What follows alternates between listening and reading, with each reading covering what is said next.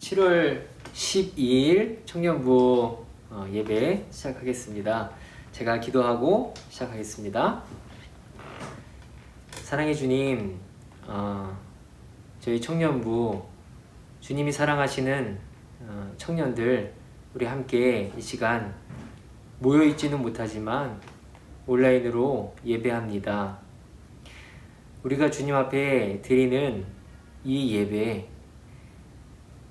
하나님을 보고 하나님께서 받으시기를 소망하며 주님을 바라보고 드리는 이 예배를 주님께서 기쁘게 받아주옵소서.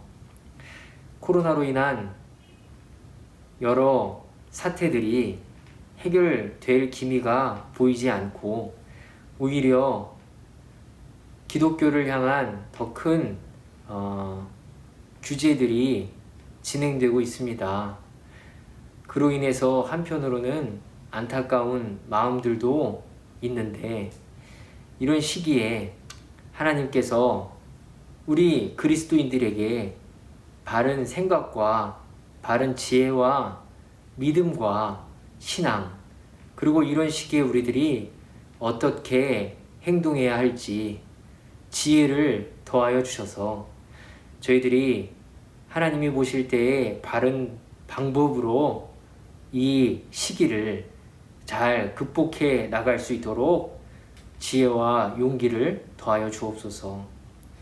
이 시간도 그럼에도 불구하고 끊임없이 주님께 예배드리기를 소망하고 열망하는 청년들의 열정과 마음을 받아주시고 우리 예배 가운데 거하여 주셔서 이 예배가 하나님 기뻐하시고 또한 우리에게 주의 크신 사랑과 은혜를 경험케 하는 기쁨과 감동이 넘치는 예배되게 하여 주옵소서.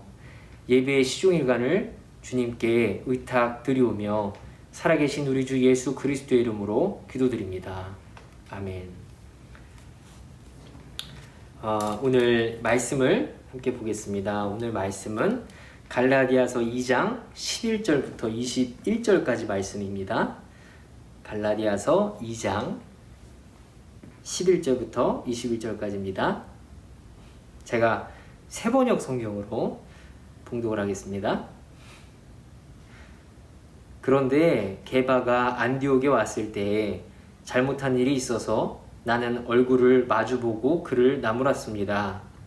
그것은 게바가 야고보에게서 몇몇 사람이 오기 전에는 이방 사람들과 함께 음식을 먹다가 그들이 오니 할례 받은 사람들을 두려워하여 그 자리를 떠나 물러난 일입니다.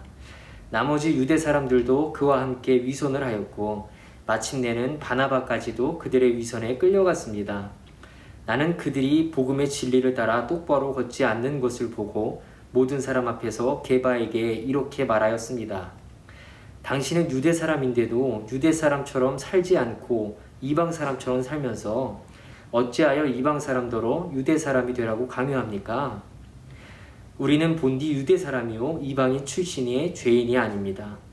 그러나 사람이 율법을 행하는 행위로 의롭게 되는 것이 아니라 예수 그리스도를 믿는 믿음으로 의롭게 되는 것임을 알고 우리도 그리스도 예수를 믿은 것입니다.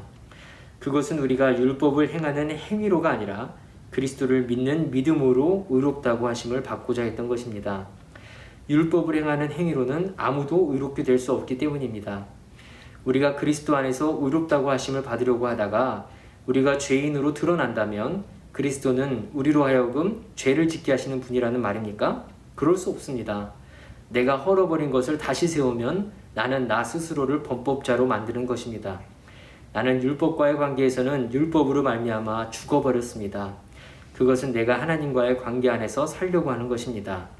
나는 그리스도와 함께 십자가에 못 박혔습니다. 이제 살고 있는 것은 내가 아닙니다. 그리스도께서 내 안에서 살고 계십니다.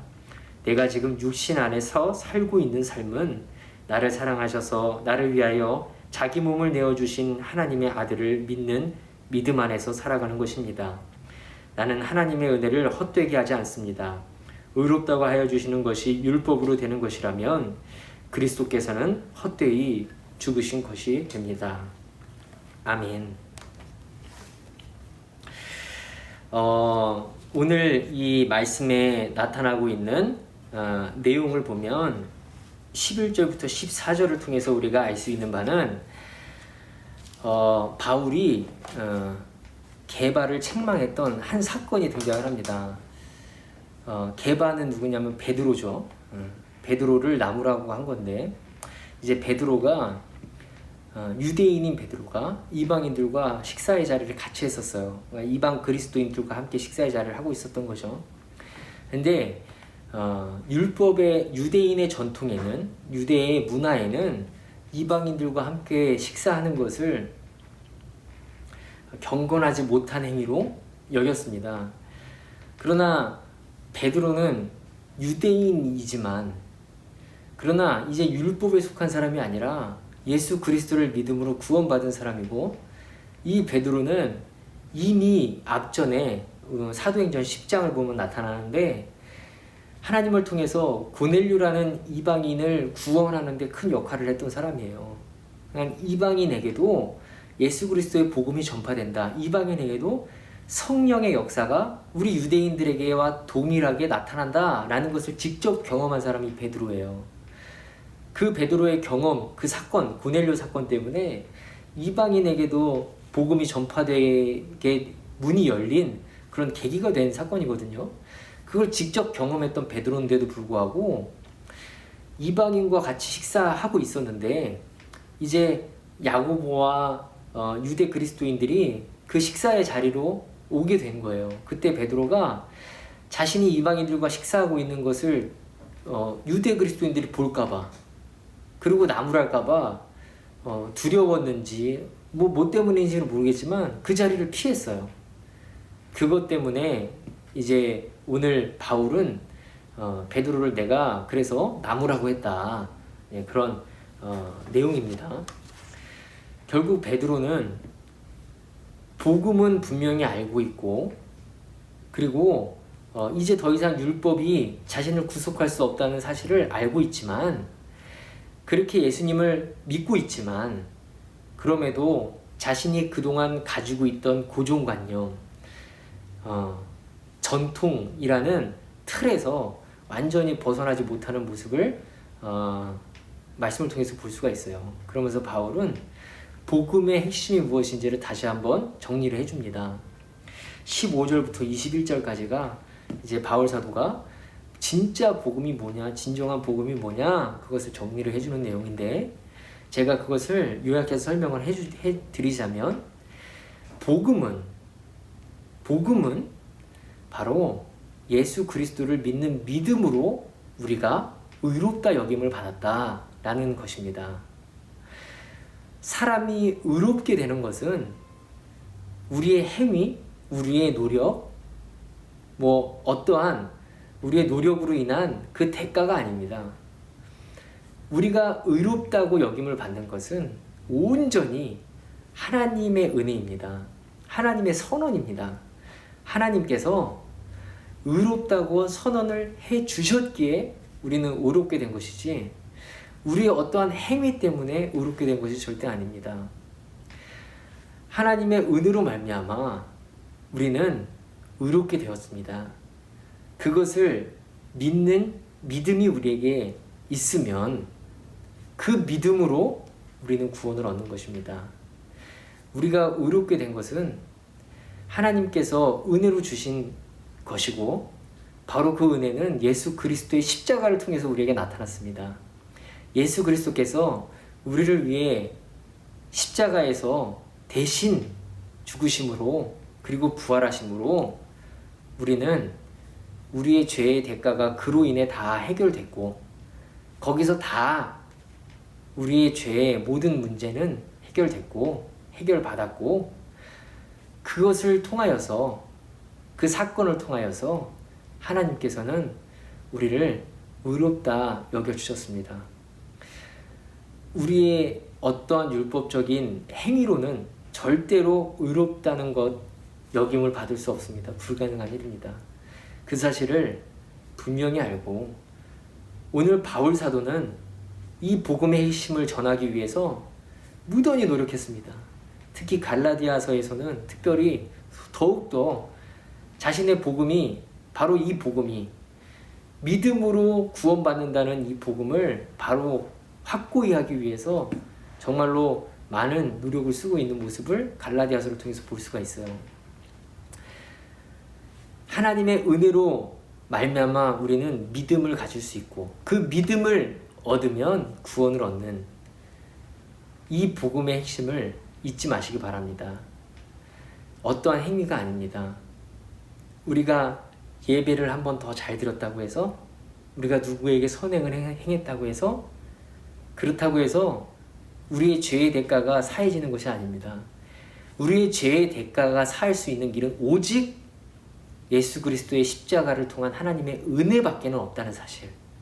하나님이 해주시지 않으면 우리의 죄의 대가는 해결받을 수 없습니다. 그러나 하나님이 해주시면 하나님의 능력으로 우리의 죄의 대가는 사함받을 수 있습니다. 그 사실을 분명히 확고히 깨닫길 바랍니다. 그러나 또 헷갈리면 안 되는 것은, 오해하면 안 되는 것은, 그러면 내 노력은 아무 상관없고 하나님의 능력으로만 되는 것이면 그래 뭐 나는 예배 한번 빠져도 되겠네. 요즘 온라인 예배 드리는데 그래 그러면 뭐 오프라인 예배 굳이 안 드리고 그냥 뭐 온라인 예배 켜놓지 뭐. 어차피 하나님의 은혜로 되는 건데, 하나님이 해주셔야 되는 건데, 내 노력으로 되는 거 아닌데, 내가 뭐 맨날 가서 주의 성수 다 잘 지킨다고 해서 구원받는 거 아니면 어차피 하나님의 은혜인데 그럼 그냥 뭐 좀 편하게 하지. 그런 마음을 먹는다면 그것은 이 복음의 핵심을 오해해도 상당히 오해한 겁니다. 은혜 받은 사람은 그렇게 할 수 없습니다. 하나님의 은혜가 임한 사람은 그렇게 행동할 수 없고 그렇게 게을러질 수 없습니다. 하나님의 은혜가 임한 사람은 하나님의 은혜를 받은 사람답게 행동을 하게 됩니다. 은혜 받은 결과가 행동으로 나타나게 되겠죠. 물론 행동을 통해서 은혜 받는 것, 행동을 통해서 구원받는 것은 아니지만 은혜 받은 사람은 그에 걸맞는 행동이 나타난다. 그러므로 이 복음의 핵심을 잘 간직하고 기억해서 하나님으로부터 오는, 여러분들을 의롭게 여겨주시는 하나님의 그 은혜를 이 시간도 잘 깨닫고 잘 간직하고 그렇게 또 한 주를 주님 안에서 기쁨으로 살아가는 우리 청년들 되길 바랍니다. 마치고 함께 기도하겠습니다. 제가 기도하고 주기도문으로 함께 예배 마치겠습니다. 사랑의 하나님, 오늘 바울 사도께서 전해주신 복음의 핵심 내용을 우리들 잘 기억하게 하여 주옵소서. 나의 행위로 말미암는 것이 아니라 오직 하나님의 은혜로 우리를 의롭게 여겨주시고, 그 사실을, 그 예수 그리스도의 구원의 은혜를 믿는 믿음으로 우리가 구원을 얻는다는 사실을 이미 알고 있지만 다시 한번 확고히 우리 안에 이 구원의 사건을, 구원의 정의를, 복음의 핵심을 잘 각인시키게 하여 주셔서 저희들 한 주간 살아가면서 예수 그리스도의 구속의 은혜를 잘 깨닫고 누리며 살아가는 청년들이 될 수 있도록 주님께서 인도하여 주옵소서. 감사를 드리고 예수 그리스도의 이름으로 기도합니다. 아멘. 하늘에 계신 우리 아버지, 아버지의 이름을 거룩하게 하시며 아버지의 나라가 오게 하시며 아버지의 뜻이 하늘에서와 같이 땅에서도 이루어지게 하소서. 오늘 우리에게 일용할 양식을 주시고 우리가 우리에게 잘못한 사람을 용서하여 준 것 같이 우리 죄를 용서하여 주시고 우리를 시험에 빠지지 않게 하시고 다만 악에서 구하소서. 나라와 권능과 영광이 영원히 아버지의 것입니다. 아멘. 감사합니다. 예배를 마쳤습니다. 2020년 7월 둘째 주 온라인 예배를 드리고 계신 여러분들을 환영하고 축복합니다. 지난주와 그리고 그동안 드렸던 온라인 예배와는 좀 다르게 축소가 되고 인원들도 줄어들었는데요. 그 이유는 다들 아시다시피 지난 금요일 날 교회에서 소규모 모임을 하지 말라는 그런 지침이 내려왔기 때문에 임원들만 이렇게 모여서 온라인 예배를 촬영하는 것도 이게 소규모 모임으로 볼 수도 있겠다 이런 생각이 들어서 이렇게 목사님만 말씀을 전해주시는 걸로 됐습니다. 1부 예배랑 2부 예배 그리고 본 예배 꼭 드리시고 청년부 예배도 함께 드리시길 바랍니다. 청년부 예배 드리는 이런 모습을 사진을 찍어 저에게 보내주시거나 아니면 소감 같은 거를 저에게 보내주시면 추첨을 통해서 간소한 선물을 드리니 꼭 참여하시고 선물 받아가시기 바랍니다. 이상으로 광고 마치겠습니다. 감사합니다.